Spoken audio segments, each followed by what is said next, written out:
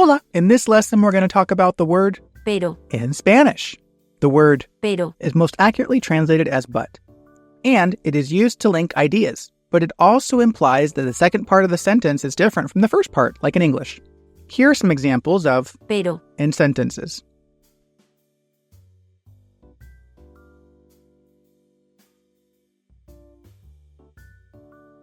In some cases, people might also use pero, to emphasize something positive or surprising at the beginning of an exclamation, like in the following examples.